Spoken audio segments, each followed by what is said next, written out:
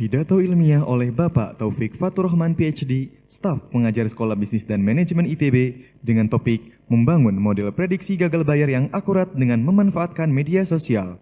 Studi kasus peer-to-peer lending berbasis internet.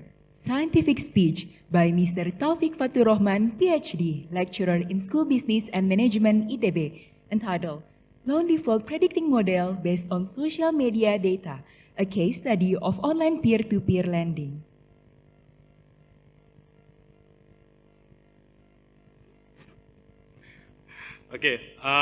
Assalamualaikum warahmatullahi wabarakatuh. Juga tidak lupa pastinya yang punya hajat hari ini, rekan-rekan ITB 2019 yang saya banggakan.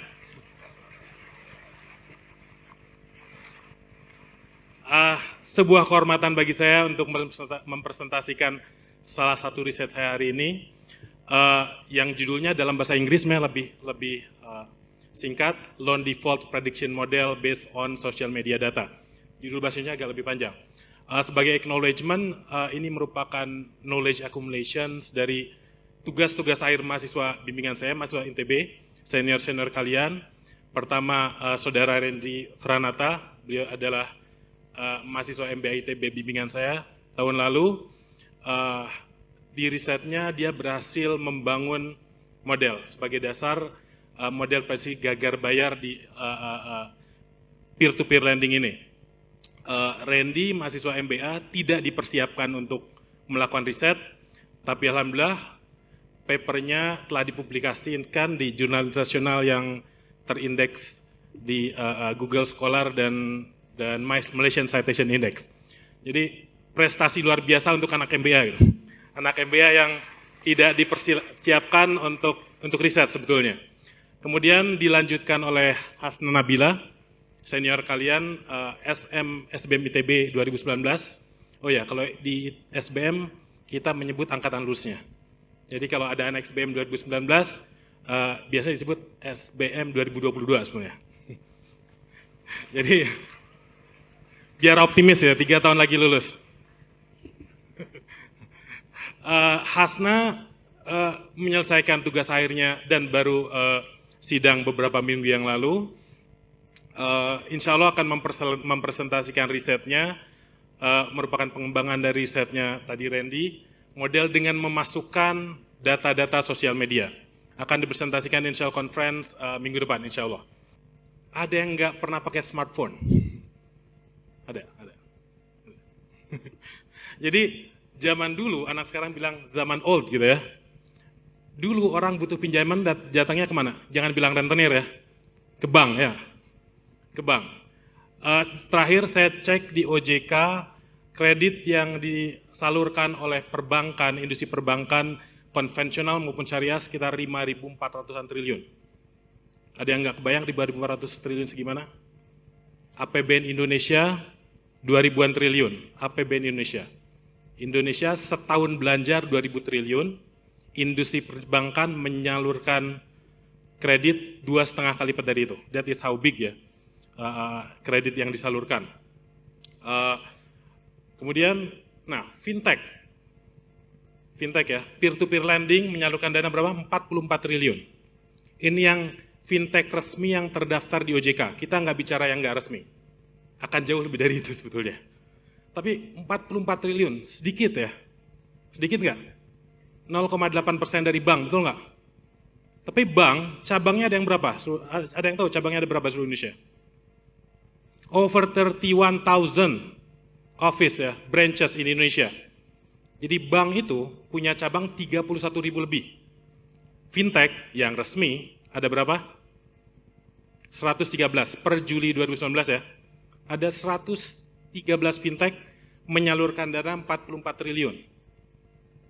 Satu fintech rasanya nggak ada yang punya kantor, jarang lah, kalaupun ada yang punya kantor lebih dari satu, ya. Jadi 113 office itu menyalurkan dana berapa? 44 triliun. Jadi tadi Pak Rektor menyebutkan Industrial Revolution 4.0, nah ini dia, ini yang terjadi. Mau nggak mau kita akan menghadapi ini. Di bank tentu harus mengakses creditworthiness ya, kelayakan kredit dari calon klien, calon nasabahnya, disebut dengan 5C. Ada yang tahu 5C? Karakter, capacity, collateral, dan seterusnya. Ada 5C. Fintech harus mengakses jelas. Kalau tidak, apa yang terjadi? Credit risk di sini. Alhamdulillah, saya belajar manajemen risiko dari gurunya langsung, Prof. Sidarso Kadribusono. Boleh aplaus pada Prof. Sidarso. Beliau adalah pembimbing saya dulu waktu S2, jadi alhamdulillah ilmunya bermanfaat. Jadi fintech jelas harus juga mengakses kelayakan kreditnya. Kalau enggak, yang tadi apa? Gagal bayar. Yang disebut dengan non-performing loan, default. Ini yang harus kita cegah. Jelas, fintech keunggulannya apa? Salah satunya, speed. Jadi, peer-to-peer lending ini tidak bisa, tidak punya, waktu yang banyak untuk memutuskan, oke, dia layak di kredit atau tidak. Nggak bisa, nggak ada waktu. Bahkan di kasus peer-to-peer lending seperti yang ilegal ini, in a second gitu. Katanya ketika kita mendownload aplikasi, kita submit foto KTP kita agree dengan term and condition-nya, langsung dana cair. Dana cair, secepat itu. Jadi mereka butuh waktu yang cepat, karena di situ, industri ini punya edge, daya saingnya adalah di mana? Di waktu, kecepatan. Jadi tetap harus diakses, tapi bagaimana? Next. Nah, jadi salah satu tujuan dari paper ini adalah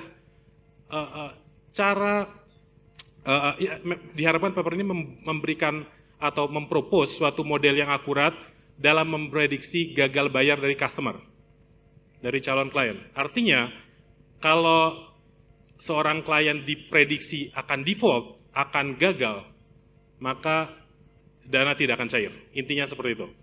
Nah, yang agak berbeda dari studi ini, yang sepanjang pengetahuan kami belum pernah dilakukan di Indonesia adalah memasukkan variabel media sosial. Memasukkan variabel media sosial khususnya dalam riset kami Facebook dan IG. Tepuk tangan untuk yang tidak punya Facebook, coba. Bukan. Saya ingin survei sedikit. A bit survei, yang nggak punya Facebook, tepuk tangan. Masih banyak ya? Sebentar, yang nggak punya IG, tepuk tangan. Yang punya satu atau keduanya, tepuk tangan.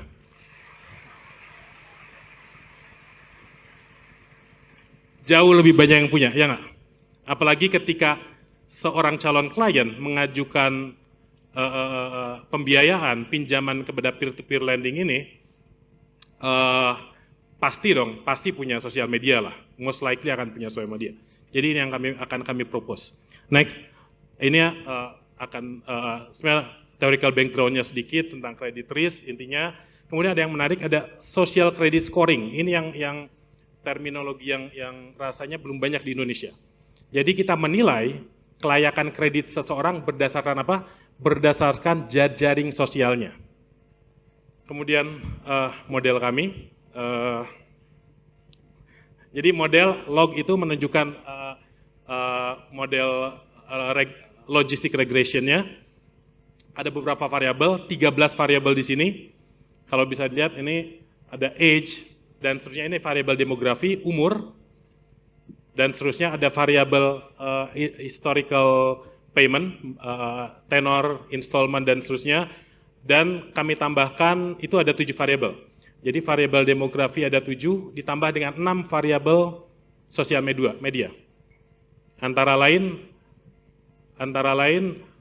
sudah berapa lama durasi menggunakan Instagram, kemudian followernya berapa, followingnya berapa, post di malam hari berapa, yang memenuhi tadi ini 7 variabel demografi serta histori pembayaran dan 6 variabel media sosialnya.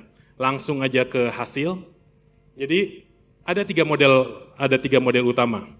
Pertama, model credit scoring yang dibangun oleh pure faktor demografi dan histori pembayaran. Model kedua, 7 faktor yang tadi ditambahkan dengan 6 variabel media sosial.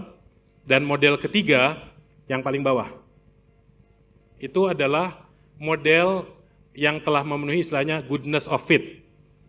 Jadi ada weight of evidence, information value, kemudian p value dari logistic regression dan seterusnya, muncul hanya 5 variabel.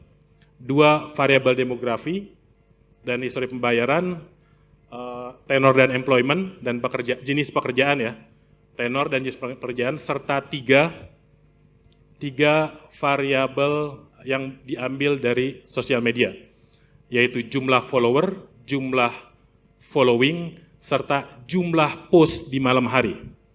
Oke, kalau dibandingkan, model kedua sebenarnya yang paling akurat. Model kedua ini hampir 10% lebih akurat dengan model yang pertama, yang hanya variabel yang basic lah, demografi, yang variabel konvensional kalau boleh kita bilang. 9% lebih akurat, hampir 10%. Model ketiga itu sekitar 6,6% lebih akurat dibanding model pertama. Model ketiga. Berarti mana yang lebih akurat, model kedua atau ketiga? Kedua. Tapi ada berapa variabel di model kedua? 13. Di model ketiga hanya 5. Hanya 5. 2 variabel tadi tenor dan jenis pekerjaan, serta 3-nya dari sosial media. Menjelaskan sedikit mungkin, jadi apa sih intinya negatif? Jadi variabel ini dikategorikan. Dikategorikan berdasarkan variabel tertinggi adalah yang risikonya lebih rendah, agak berbeda. Misalnya follower ya, follower itu, ini nanti terlalu teknis ya kategori. Follower ini kategori jumlah follower lebih banyak, itu kategorinya lebih tinggi. Sedangkan following sebaliknya. Nah, intinya adalah ada hubungan yang negatif antara variabel-variabel ini dengan loan default probability, kemungkinan default. Jadi mungkin yang menariknya yang sosial media aja saya jelaskan. Post di malam hari, kira-kira lebih banyak orang post di malam hari, kemungkinan defaultnya lebih rendah, lebih tinggi. Lebih tinggi, betul. Midnight, post di tengah malam, bukan night, karena beda antara night dan midnight, kita bagi 5 waktu. Semakin banyak orang post di Facebook di tengah malam, risiko defaultnya lebih tinggi. Ini hasil riset, maaf. Kemudian untuk follower, semakin banyak jumlah followernya, kira-kira default probability-nya lebih tinggi, lebih rendah? Lebih rendah, betul. Lebih rendah. Make sense ya? 2 ini cocok dengan literatur. Yang agak berbeda yang ketiga, variabel sosial media yang ketiga. Yaitu apa? Following. Dalam literatur, di luar sana, belum ada di Indonesia, sekali lagi sepanjang pengetahuan kami, semakin banyak seseorang following yang lain, ini di Instagram ya, itu risiko defaultnya akan semakin kecil. Di Indonesia sebaliknya. Semakin banyak seseorang memfollow, risiko defaultnya semakin besar. Ini yang tidak cocok dengan literatur, tapi sangat logis untuk dijelaskan. Itu. Jadi intinya ini sebenarnya. Next conclusion, jadi modelnya seperti itu. Diharapkan ini sebenarnya kami dari SBM kami lebih melihat dari konteks bisnisnya. Bisnis modelnya kami tahu, tapi pengembangannya jelas teman-teman dari Stay misalnya dengan AI dan seterusnya udah sebenarnya peluangnya untuk besar untuk dikembangkan. Misalnya ketika orang mengajukan pinjaman, submit ya, suruh dia masukin selain KTP tentu KK, masukin akun Facebooknya, akun Instagramnya, nanti biarkan tadi mesin yang akan menilai dan variabel yang banyak. Riset ini terbatas 100 klien dari tahun 2017 ke 2019 tadi karena keterbatasan data dan seterusnya. Tapi sebetulnya kalau ini bisa dikembangkan, misalnya termasuk terutama oleh teman-teman yang memang di Stay tadi itu memang core-nya di situ, ya menurut saya akan memberikan efek, dampak, impact yang lebih tinggi. Nah itu. Dan next, this is actually the ultimate conclusion, you are what you post. Jadi ini yang tadi dengan teori yang disebut dengan apa nih, social credit scoring.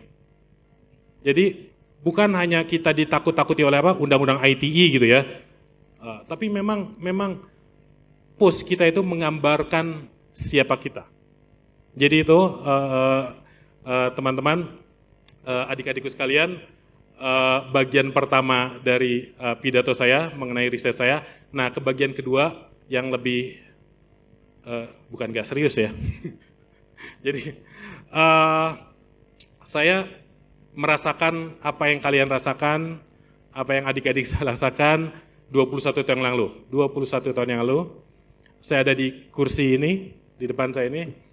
21 tahun lalu saya diterima di ITB, di program studi teknik material. Ada anak material sini? FTNB mana tuh? Saya masih ingat banget, NIM saya 137980007. Jadi sesuatu banget masuk ITB itu. Gimana ya? Jadi saya ngerti apa yang kalian rasakan. Excitement-nya, kebahagiaannya, kebanggaannya. Dulu zaman saya masuk, di depan gerbang utama ITB itu terpampang, "Selamat datang putra-putri terbaik bangsa." Bayang nggak digituin gitu ya? Jadi campur aduk semuanya gitu ya. Dan hari ini terima kasih, saya mengingat kembali apa yang saya rasakan 21 tahun yang lalu gitu. Jadi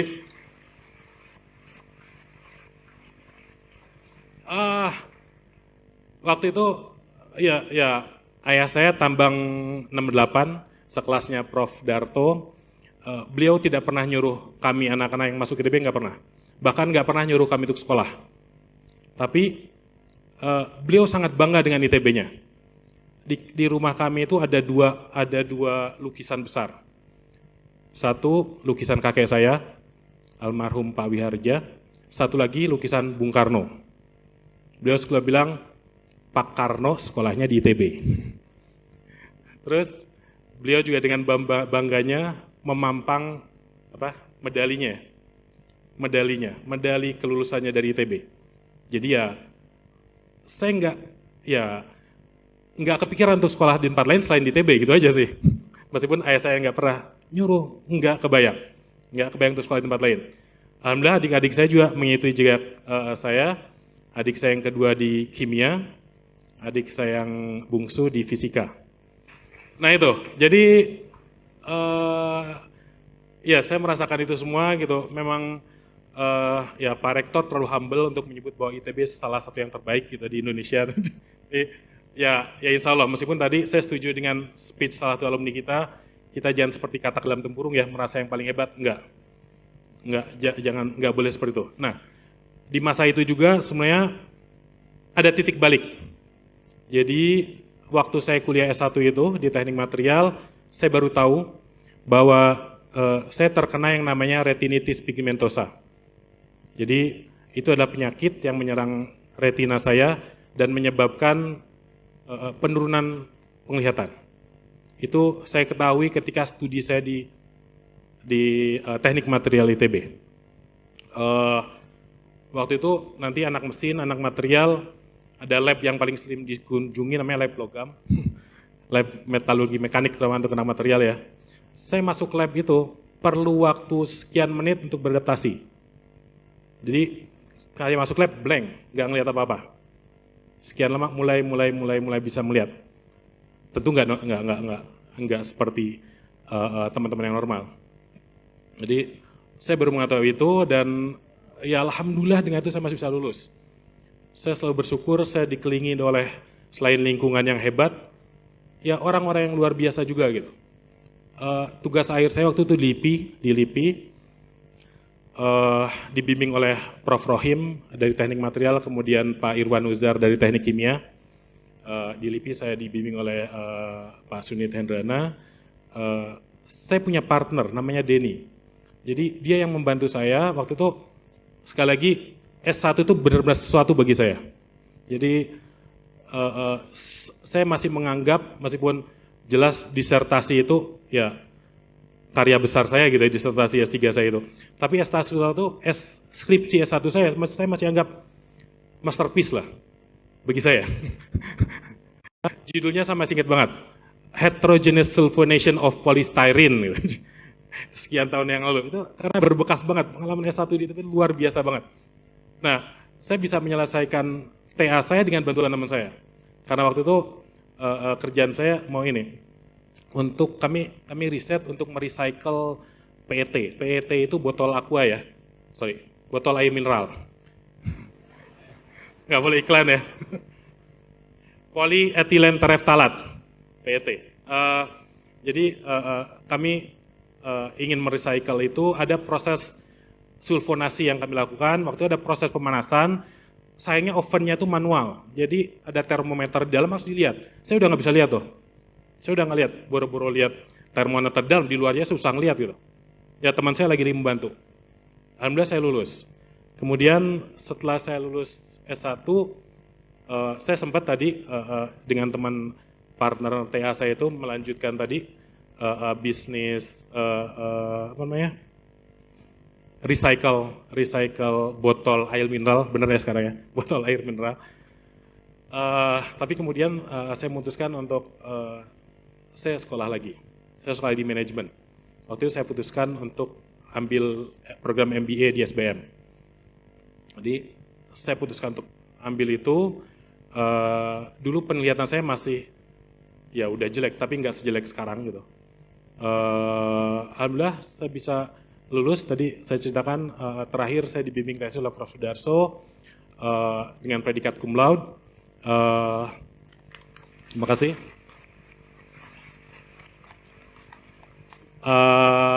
Nilai saya waktu S2 ya, jangan saya nilai S1 ya, jangan tanya nilai S1. Anak ITB bilangnya sarip, suku, agama, ras, dan IP. Tapi kalau S2 oke lah.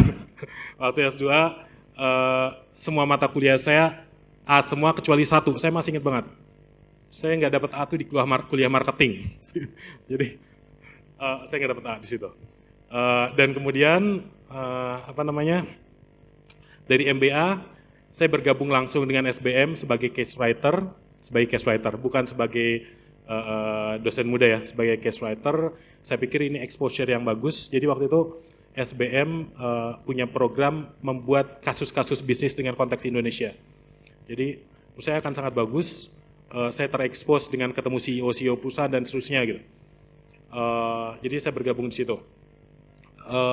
Kemudian tiba-tiba saya disuruh, literally disuruh oleh bos-bos saya di SBM untuk apply for scholarship ya. Itu kami ditawari beasiswa di Putra Sampurna Foundations, itu ada kerjasama dengan Putra Sampurna. Saya nggak apply karena orang ibu saya terutama, keluarga ibu saya itu ibu saya guru SD, keluarga ibu dan ayah saya itu banyak yang jadi guru. Jadi saya memang berpikir one day saya pengen balik ke kampus gitu, tapi nggak sekarang saya bilang. Jadi saya nggak apply. Kemudian lagi-lagi saya disuruh oleh pemimpin bos-bos saya sampai 2 kali. Aduh, disuruh bos 2 kali nggak enak gitu ya. Saya apply beasiswa, nothing tulus saja karena saya waktu itu bukan dosen muda. Saya nggak ngajar karena saya case writer. Saya pikir nggak akan dapat. Tapi ternyata ya entah alhamdulillah atau ya alhamdulillah dapat gitu. Singkat cerita saya harus pergi ke Australia waktu itu, ke Perth. Sebelum berangkat, nah ini ada challenge juga gitu. Jadi waktu saya apply untuk visa, cek kesehatan ya, pas cek mata, yang ngecek saya itu kan biasanya suster ya. Bingung dia, kayaknya kalau mau ngasih rekomendasi ini matanya kayaknya bermasalah nih. Sampai dia nge-refer ke dokter spesialis. Dia tanya-tanya, memang mata saya ada bermasalah, nggak ada masalah sih. Karena di Australia itu kan yang dikhawatirkan bukan penyakit mata, tapi kayak TBC, kayak gitu-gitu ya, penyakit menular. Jadi yang saya masih ingat banget, apa kata dokter yang meriksa saya, ketika dia nanya, apply visa buat apa? Saya bilang mau sekolah S3, dia bilang apa? Oh hebat juga lo gitu. Ya saya anggap itu motivasi gitu. Dia anggap saya hebat gitu. Jadi itu sebelum berangkat gitu. Pas ketika sudah sampai di port, kemudian terekspos dengan dunia akademik luar biasa susah. Saya tadi anak MBA nggak dipersiapkan untuk riset, baca abstrak aja setahun itu masih nggak ngerti. Abstrak jurnal gitu ya, ya kalian juga nggak ngerti ntar sekarang. Jadi luar biasa dengan kondisi saya. Ya saya pikir orang yang matanya, saya nggak bilang saya nggak normal gitu. Saya nggak bilang, saya nggak mau dibilang nggak normal, nggak gitu ya. Bagi teman-teman yang matanya awas aja gitu, nggak mudah loh, nggak mudah untuk S3 itu. Nah mata saya yang apa ya? Kalau nggak normal apa ya? Ya udahlah, yang seperti ini tambah nggak mudah lagi. Jelas saya harus baca banyak sekali jurnal dan seterusnya. Itu challenge banget buat saya. Ya alhamdulillah di Kertin awalnya waktu itu ada orang dari prodi saya menyarankan untuk oke, kamu ke disability center, disability service. Jadi ada yang namanya disability consultant. Saya masih dengan tadi mungkin ya arogansi lulusan ITB gitu, dapat 2 gelar di ITB gitu ya. Ah, bisa lah gitu ya. Tapi ternyata enggak juga. Dan saya yang saya nggak merasa saya disable. I don't think that I am disabled gitu. Jadi I'm refused to go to the disability consultant tadi itu, counselor. Tapi akhirnya saya nyerah, saya datang sana, dan ternyata mereka kasih banyak saya bantuan. Sampai sekarang masih saya pegang itu ada software namanya ZoomText, ZoomText. Kemudian ada juga,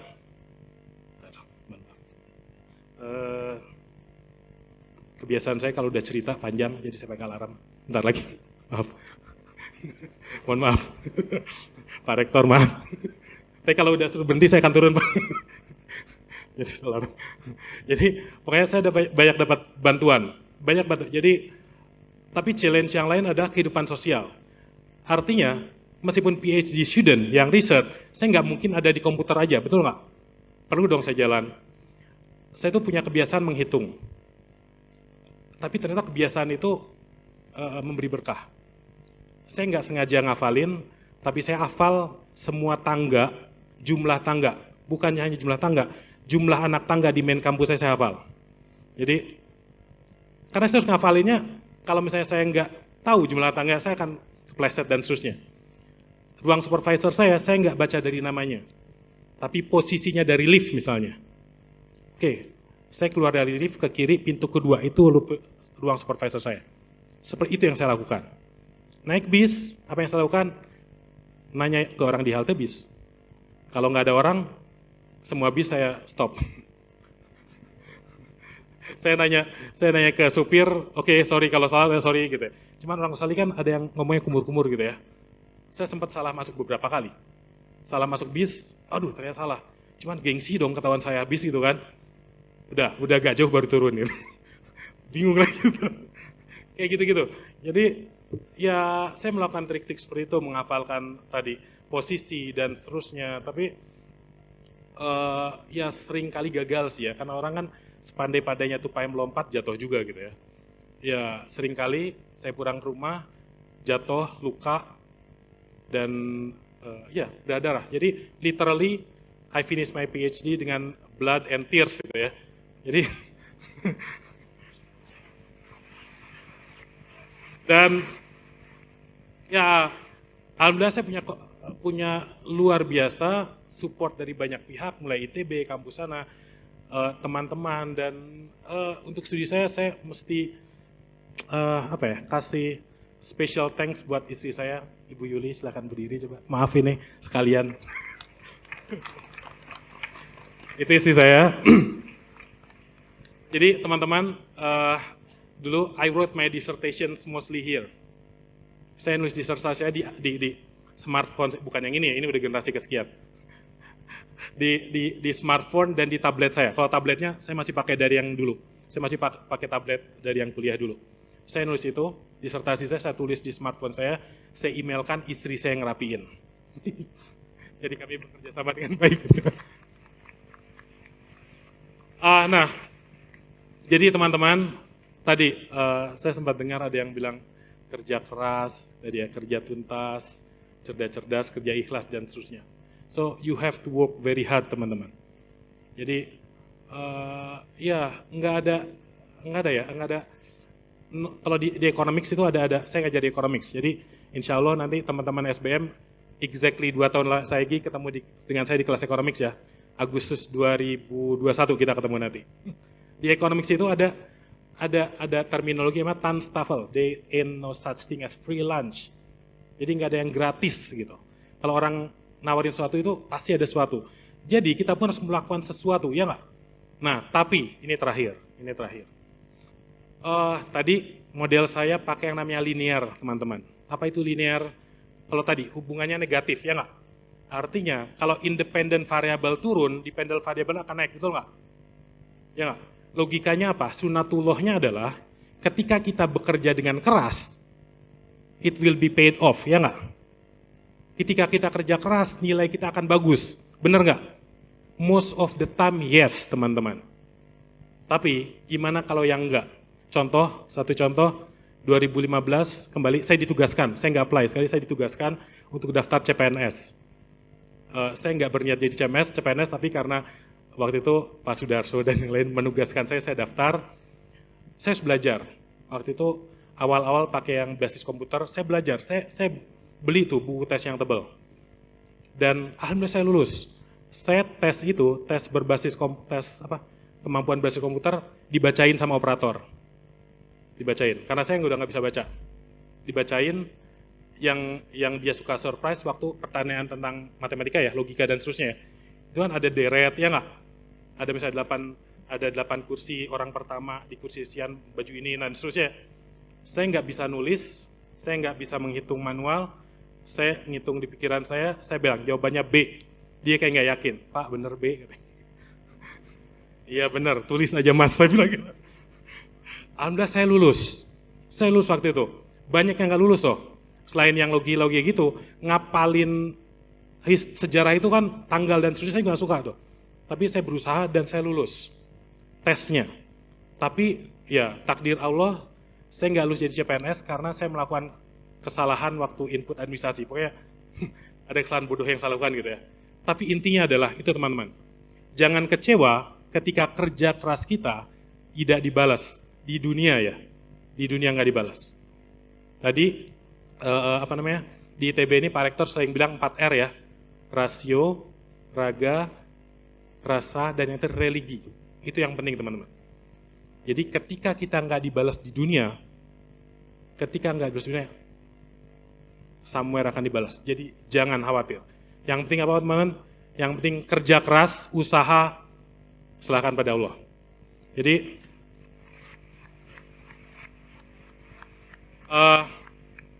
kalau mahasiswa bimbingan saya bilang, Pak, saya mau sidang, minta doanya. Oke, saya sering bilang gini, just do your best, leave the rest to Allah. Saya bilang kayak gitu. Sama, kita juga kayak gitu. Kita nggak akan diminta pertanggungjawaban hasil, yang kita akan diminta pertanggungjawaban adalah prosesnya. Usaha kita yang kita akan diminta pertanggungjawabannya. Jadi hari ini teman-teman camkan, tadi saya dengar teman-teman berjanji, you have to work very hard. Dan ingat, kalau Pak Taufik aja bisa, ingat saya pasti bisa, bilang kayak gitu. Jadi, ragu-ragu mau tepuk tangan silakan.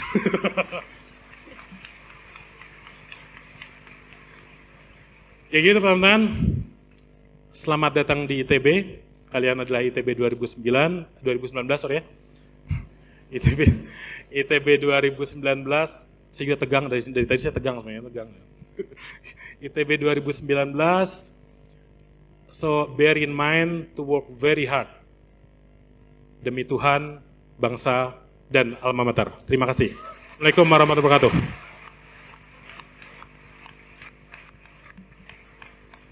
Oh ya teman-teman, ya semoga saya cuma bisa mendoakan semoga masa-masa di ITB ini ya menjadi masa yang menyenangkan dan indah bagi kalian gitu. Jadi 3-4 tahun ke depan atau setelahnya ketika kalian sudah melewati masa ini, ketika sudah lulus dan ketika kembali masyarakat dan kalian ingat masa-masa di ITB,